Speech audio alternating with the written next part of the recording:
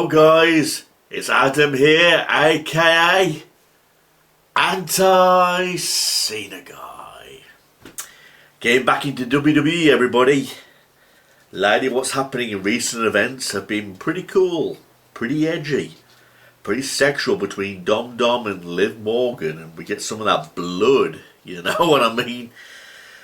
But anyway, I'm going back to reviewing pay-per-views again, everybody. And the reason why I'm doing this is because I've been doing movie reviews lately. They're not getting as much views as I hoped. So I thought to myself, hey, I'll go back to doing WWE reviews, pay-per-views, rants, whatever. And hopefully it will start to get people watching my channel again. You never know. I'm not trying to be Mr. fucking popular or anything like that, you know. It is what it is. Some channels get more views than others, but I'm back to reviewing pay-per-views again, where people, my subscribers, can come on here and leave a comment saying which pay-per-view they want me to review or might do a rant on. Well, anyway, I'm going to do a review right now on WWE Night of Champions 2015. Simply because this guy named Cornholio123, the great Cornholio, and it's fitty for my bunghole. Oh, Beavis and Butthead classic. But Cornholio, that's, I should say, Cornholio123, asked me to review WWE Night of Champions 2015. Just got done watching it moments ago.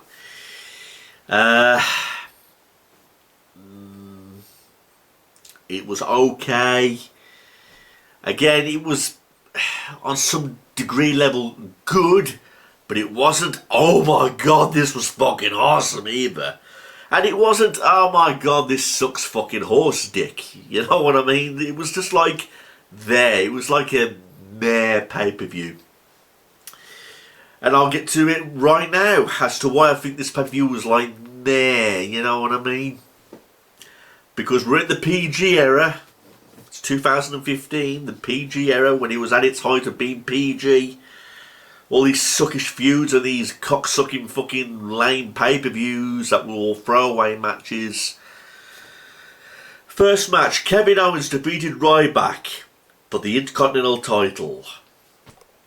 I like Kevin Owens a little bit more now than I did back in the PG era. In the PG era, he was just like all the other PG jobbers, where he didn't interest me in the slightest. And Ryback also was a perfect example of the fucking PG superstar. Feed me more! Feed me more! How about feed him less and feed him some of that cock? You know what I mean? Fucking sick of it every single week. Feed me more! And believe me, it's pretty sad when I want Kevin Owens to defeat Ryback. You know what I mean? Because back in the PG era, I disliked these two guys exactly the same, you know, but I was very pleased that Kevin Owens defeated Ryback for the Intercontinental title. I mean, let's be serious, everybody. Who remembers the Intercontinental title run with Ryback? Does anybody remember just one great match he had while defending the Intercontinental title? Exactly, nobody can fucking remember. But then again, can anybody remember Kevin Owens' title reign as the Intercontinental Champion? I mean, like I say, I like him a little bit more now in today's era. You know, I thought he had a great match at WrestleMania. You know, so... And with that being said, I thought he had some classic matches with John Cena. Can't believe I'm fucking saying that. But it is what it is. You know, and he won the Intercontinental title here on this Night of Champions 2015. I mean, I know this is back in 2015 and it's years have passed by, but looking back on this pay-per-view, I remember not giving a shit at the time. The match was okay, but at the same time, when it's two guys going at it where I don't really care about who wins, it's just one of those moving along type of things. So, fuck them both, fuck them both. Second match, Dolph Ziggler defeated Rusev. This was a good enough match, I guess. There were some false finishes. Kind of a cheap finish about Summer Rae throwing a shoe, accidentally hitting Rusev. This was during the time when Rusev was going in his pointless run in WWE. Rusev was one of those guys that I thought had great potential of being a huge star one day. But like I say, he started off as the Bulgarian Brute with Summer Rae, and he was also with Lana as well. But like I say, I liked him as the Bulgarian Brute. I didn't really care for him when he turned babyface and he had the whole Rusev Day shit going on. But then again, people were getting really behind him when he was with the whole Rusev Day shit going on. It's just a shame WWE didn't really push him to greater heights. I mean, how awesome would it have been if this guy would have had a match with Lesnar? He did also say that he wanted to face Lesnar. I mean, I thought he could have been a worthy opponent. But that didn't happen, I'm afraid. And again, he was going in pointless feuds, and I think this is a great example of one. Dolph Ziggler. I mean, the match was fine. I'm not putting down the match. It was a fine match. There was false finishes. I'm not mocking Dolph Ziggler's talent, but again, he was one of those lame PG superstars that was on every week. Oh, look, everyone, I'm the show-off. You know, and I'm here to tell the world, I'm here to tell the world my name. Yeah, yeah. You know, and the show-off, and Michael Cole's there going, it's the show-off, Dolph Ziggler. You know, shut the fuck up, Michael Cole. Okay, moving on. The Dudley Boys defeated the New Day by disqualification. I prefer to watch the Dudley Boys in matches any type of in any type of match, any type of day of the week. The New Day can get fucking fucked up the ass, man. But they won by disqualification. Again, there was nothing wrong with the match, but you know, I hate the New Day. I always have done. They're PG rainbow cocksucking cunts is what they are. I can't understand people why they've got under the wing with these guys, you know, why they wanted these guys to be pushed. I mean, the New Day's still going on to this very day without Big E because unfortunately he suffered a very serious neck injury. I don't know if he'll be back, only time will tell. But it's about time they split these guys up. I mean, I would love to see them have single runs as heels. Especially Kofi Kingston. That would be something really, really interesting. You know what I mean? But the Dudley Boys defeated the New Day by disqualification. Kind of a cheap finish, but fine match. And in the next match, the wrong woman won in my opinion. Charlotte Flair defeated Nikki Bella by submission. You know, Nikki Bella's my wife. Well, I should say Tori Wilson's my wife, but if there's one woman I could pick in the PG era who I would love to fuck, you know, it would be Nikki Bella. The body on her, the ass on her is so fine, you know what I mean? And I wanted her to defeat Charlotte Flair. You know, many people would say Charlotte Flair is the most overrated diva of all time. She's like the female John Cena, and yes, that's true to some degree. And this is a perfect example by making Nikki Bella tap out by submission and winning the Divas title. Fine match. But again, the wrong woman won. And Ric Flair was there crying his eyes out. You know, trying to look like as though he was crying. I mean, he did a better impression than I just did just then. You know, pretending to cry, you know. Pretending to be happy about Charlotte Flair's recent victory, you know. But there you have it. And in the next match, the Wyatts defeated Reigns, Ambrose and Y2J. Now, I love the Wyatt family. Bray Wyatt's no longer with us, God bless his soul. Reigns, I couldn't give a shit about him back then when he was the big dog, as fucking Michael Cole would call him. It's the big dog. You know, fuck off, you know what I mean? Ambrose I've always liked. Y2J, I can't understand why he was like in this match. You know, it seemed like sort of an odd tag team match with Y2J being thrown in it.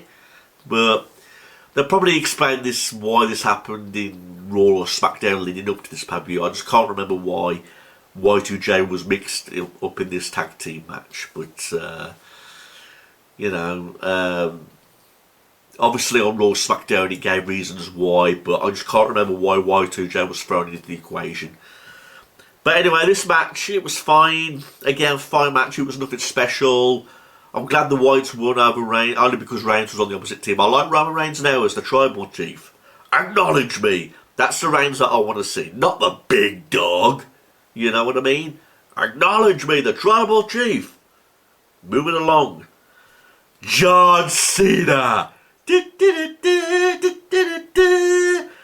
defeated Seth Rollins to win the United States Championship. The only thing I like about John Cena winning the US title is that it keeps him out of the world title picture. We get it, it's John Cena, shoved down our throats for fucking years and trying to make us believe he's the greatest wrestler of all time, you know, above Hulk Hogan, above Stone Cold, above The Rock. You'll never get me to believe he's on the same level as those guys, but it was a fine match. I mean, he defeated Seth Rollins, and it was good to see him win the US title just to keep him out of the world title picture. But the match itself was fine. But this was just to make Seth Rollins tired, so he could be in no condition to defend the WWE title against Sting in the main event. And that's what happened in the main event. But in the main event, Seth Rollins defeated Sting with a roll-up. And again, talk about a buried, wasted talent in Sting, you know. The problem is I have with this is that Sting arrived in WWE far too late.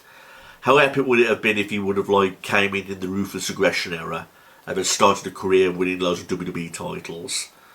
I mean, I knew straight off the bat that Rollins was going to beat Sting when I first saw this pay-per-view. And then when I rewatched this, I was like, oh yeah, I remember now. This is where Sting lost to Seth Rollins. You know what I mean? So it was just to make Rollins, make the audience feel like, oh god, is Rollins going to lose a title to Sting? It would have been nice to see Sting win, but you just knew he wasn't going to win. Again, if only Sting arrived in WWE sooner. You know, think of all the great people he could have had a feud with. You know, his potential and talent and all that was totally flushed down the fucking toilet with turns at WrestleMania when Triple H defeated him. You know, and since then, he's gone on losing streaks and he hadn't had many matches ever since then, you know. I mean, he's a worthy Hall of Famer, don't get me wrong, but his time in WWE was just fucking wasted. I mean, that's the pay-per-view ended. Sheamus Kane tried to cash in, and Kane came out. A fucking old man in a mask.